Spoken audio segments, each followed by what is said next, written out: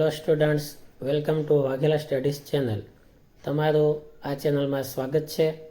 મિત્રો, તમને ખ્યાલ છે કે આ ચેનલમાં ધોરણ 10, 11, 12ના સોલ્યુશનો આપવામાં આવે છે. તો તમે મારી ચેનલને હજુ પણ સબસ્ક્રાઈબ ન કરી હોય તો કરી લેજો, જેથી કરીને તમે મારા વિડીયો મેળવી શકો. તમારા મિત્રોને પણ શેર કરજો, તેમજ લાઈક કરો અને મારી ચેનલમાં તમે જોયા કરો. દરેક સોલ્યુશન આપવામાં આવશે. તો આજે સોલ્યુશન કરવાનું છે ધોરણ 11, તેમાં અર્થશાસ્ત્ર વિષયનું, અને તેમાં સેક્શન ઈ, વિભાગ ઈનું.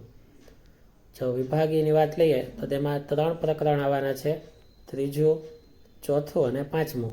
આવી રીતે કુલ 3 પ્રકરણો વિભાગ ઈમાં આવવાના છે. તેમાં પ્રકરણ 3 જે છે એમાં પહેલો અને બીજો સવાલ છે તે આકૃતિઓ પરથી જવાબ દેવાના છે. તો આકૃતિ જોઈ અને તમે પ્રશ્નોના જવાબ આપજો. તેના જવાબ અહીં મેં આપેલા નથી, બરાબર. ત્યારબાદ બાકીના જવાબો અહીં આપેલા છે, તો તેને તમે પાકા કરજો. હવે આપણે જવાબ શરૂ કરીએ. તો જો સવાલ ત્રીજો, માંગની મૂલ્ય સાપેક્ષતાનો અર્થ આપી તેના પ્રકારો આકૃતિ સહિત સમજાવો. તો જો માંગની મૂલ્ય સાપેક્ષતા આપેલી છે, તેમના પ્રકારો આપેલા છે. જો સંપૂર્ણ મૂલ્ય સાપેક્ષતા માંગ, આ તેનો પહેલો પ્રકાર. પછી બીજો પ્રકાર, તેની આકૃતિ આપેલી છે. બીજો પ્રકાર, સંપૂર્ણ મૂલ્ય અનપેક્ષ માંગ.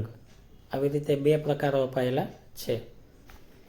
ત્યારબાદ સવાલ તેના પછીનો, માંગનું વિસ્તરણ સંકોચન અને માંગમાં વધારો ઘટાડો વચ્ચેનો તફાવત સ્પષ્ટ કરો.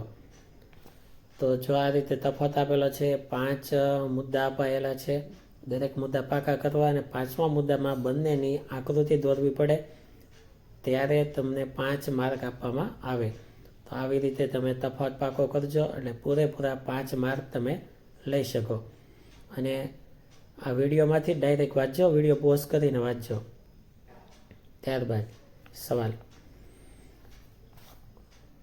માંગની મૂલ્ય સાપેક્ષતા માપવાની કુલ ખર્ચની રીત સમજાવો. જો કુલ ખર્ચની રીત આપેલી છે, તેમાં સૂત્ર અપાયેલું છે, કોષ્ટક આપેલું છે. ત્યારબાદ 2 પોઈન્ટ અપાયેલા છે. તો આ રીતે તમે કુલ ખર્ચની રીતે જવાબ પાકો કરજો. ત્યારબાદ માંગની મૂલ્ય સાપેક્ષતા અને માંગની પ્રતિ મૂલ્ય સાપેક્ષતા વચ્ચેનો તફાવત સમજાવો. જો તફાવત આપેલો છે, 7 મુદ્દા અપાયેલા છે, 7 પોઈન્ટ આપેલા છે. દરેક પોઈન્ટ પાકો કરજો. ખાસ બુકમાં લખતા નહીં, ડાયરેક્ટ મોબાઈલમાંથી જ પાકું કરજો, જેથી તમારો લખવામાં સમય ન બગડે અને પાકું થઈ જાય ને તમને આવતીકાલે પરીક્ષામાં આવડી જાય. તો સારી રીતે વિડીયો પોઝ કરી અને પાકું કરવામાં ધ્યાન આપજો. હવે પ્રકરણ 4, તેમાં તમે જો 6 સવાલો છે, 6ના જવાબો અહીં અપાયેલા છે. તો દરેક જવાબને તમે ખાસ પાકા કરજો. હવે વાત લઈએ સવાલ નંબર 1, પહેલો સવાલ. જો પુરવઠાના નિયમની પુરવઠાની અનુસૂચિ આકૃતિ સહિત સમજાવો. તો જો પુરવઠાનો નિયમ અપાયેલો છે, ખાસ ધ્યાન આપજો, પુરવઠાનો નિયમ. ત્યારબાદ પુરવઠાની અનુસૂચિ આપેલી છે, બરાબર. અને તેમને જો આ રીતે આકૃતિ સાથે સમજાવેલી છે. પુરવઠો x અક્ષ ઉપર છે, ભાવ y અક્ષ ઉપર છે, અને પુરવઠા રેખા વચ્ચે અપાયેલી છે. તો જેમ જેમ પુરવઠો વધે, ભાવની સાથે એનું ગોઠવાયેલું છે. તો આ રીતે તમે પાકી કરજો. પછી સવાલ તેના પછીનો, બજારમાં કિંમત નિર્ધારણની પ્રક્રિયા આકૃતિ સહિત સમજાવો. તો જો બજારમાં કઈ રીતે કિંમત નક્કી કરવામાં આવે છે, તે સવાલનો જવાબ આપેલો છે. તમે વિડીયો પોઝ કરીને પાકું કરજો, ખાસ સમજજો. ત્યારબાદ તે સવાલ જે છે આમાં બીજા પેજમાં તે જુઓ તમે, બજાર માંગ અને બજાર પુરવઠાની અનુસૂચિ અપાયેલી છે. અને આ રીતે જવાબ 2 પેજમાં છે તે પાકો કરવાનો થાય. ત્યારબાદ જો પુરવઠાનો નિયમ લખી પુરવઠાના નિયમની ધારણાઓ ટૂંકમાં સમજાવો. જો પુરવઠાનો નિયમ આપેલો છે, બરાબર. હવે તેની ધારણાઓ, જો આ પુરવઠાના નિયમની ધારણાઓ આપેલી છે, તો પુરવઠાનો નિયમ આવી ગયો અને તેની ધારણા આવી ગઈ. તો આ રીતે પાકો કરું તેની ધારણા 2, 3 અપાયેલી છે. ઉત્પાદનના સાધનોની કિંમત સ્થિર રહે છે. બીજી ધારણા, ઉત્પાદન પદ્ધતિમાં ફેરફાર થતો નથી. ત્રીજી, અન્ય વસ્તુના ભાવો સ્થિર રહે છે. ત્યારબાદ હજી જો ચોથી છે ધારણા અને 5મી પણ છે. કુલ 5 ધારણા આપેલી છે, તમે પાકી કરજો. દરેકમાં 2 પોઈન્ટ લખો ને તો પણ ચાલશે. પછીનો સવાલ, પુરવઠાને અસર કરતા પરિબળોની ચર્ચા કરો. જો પુરવઠાને અસર કરતા પરિબળોની તો એમાં ચર્ચા કરેલી છે. એમાં ખાસ વસ્તુ સિવાયના, વસ્તુની કિંમત ના આવે ને એવા, તો વસ્તુની કિંમત ન લખો તો ચાલશે. વસ્તુની કિંમત સિવાયના પરિબળોની ચર્ચા કરવાની છે. જો અહીં જવાબ હજી લંબાઈ છે. ટેકનોલોજીની કક્ષા, અવેજીની વસ્તુની કિંમત, ભવિષ્યના ભાવોની અટકળો વગેરે.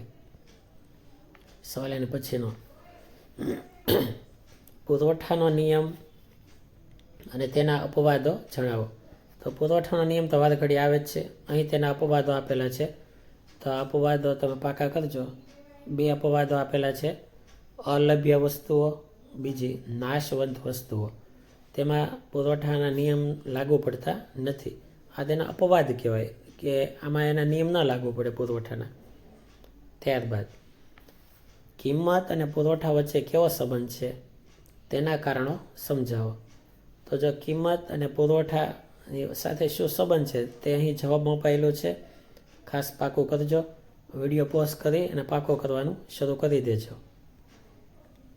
હવે પ્રકરણ 5.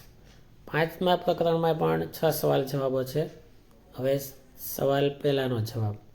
સવાલ પહેલો, ઉત્પાદન ખર્ચના વિવિધ ખ્યાલોની સમજૂતી આપો. તો જો ઉત્પાદન ખર્ચના વિવિધ ખ્યાલો આપેલા છે. વાસ્તવિક ખર્ચનો ખ્યાલ, વૈકલ્પિક ખર્ચનો ખ્યાલ વગેરે, બરાબર. અને એની સમજૂતી અપાયેલી છે. ત્યારબાદ પૂર્ણ હરીફાઈવાળા બજારમાં સરેરાશ આવક અને સીમાંત આવક આકૃતિ દ્વારા સમજાવો. તો જો પૂર્ણ હરીફાઈવાળા બજારની વાત આપેલી છે, તેમાં કોષ્ટક આપેલું છે, તે તમે સમજજો, પાકું કરજો. ત્યારબાદ આકૃતિ આપેલી છે, તેમાં આ અને આ એટલે કે સરેરાશ આવક, સીમાંત આવક એ ટૂંકમાં લખાયેલું છે. ત્યારબાદ સવાલ એના પછીનો, પૂર્ણ હરીફાઈ સિવાયના બજારમાં સરેરાશ આવક અને સીમાંત આવક આકૃતિ દ્વારા સમજાવો. તો જો આ રીતે આપેલી છે આકૃતિ, કોષ્ટક દોરવાનું અને આકૃતિ જોઈએ તો આ રીતે આકૃતિ આપેલી છે. સીમાંત આવક, સરેરાશ આવકની રેખા દોરેલી છે, એવી રીતે દોરવું. પછી પૂર્ણ હરીફાઈ સિવાયના આવી ગયું સ્થિર ખર્ચ અને અસ્થિર ખર્ચ આકૃતિ દ્વારા સમજાવો. જો સ્થિર ખર્ચ આપેલો છે, ત્યારબાદ તેની આકૃતિ આપેલી છે, કોષ્ટક આપેલું છે, બરાબર. આ રીતે પાકું કરી દોરજો. પછી અસ્થિર ખર્ચ આપેલો છે, બરાબર. તો અસ્થિર ખર્ચ વિશે પણ લખજો. સવાલ નંબર 5, કુલ ખર્ચને આકૃતિ દ્વારા સમજાવો. જો કુલ ખર્ચ આપેલો છે, પાકું કરવું ખાસ. હવે એની આકૃતિ, જો આ કુલ ખર્ચની આકૃતિ અપાયેલી છે, બરાબર. તો એ રીતે તૈયાર કરજો. સવાલ નંબર 6, સરેરાશ ખર્ચ અને સીમાંત ખર્ચને આકૃતિ દ્વારા સમજાવો. જો આ સરેરાશ ખર્ચ આપેલો છે, તેને આકૃતિ દ્વારા સમજાવવામાં આવેલો છે. તો આ રીતે તૈયારી કરજો, બરાબર. અને આ રીતે પાકું કરજો ખાસ. Thank you very much.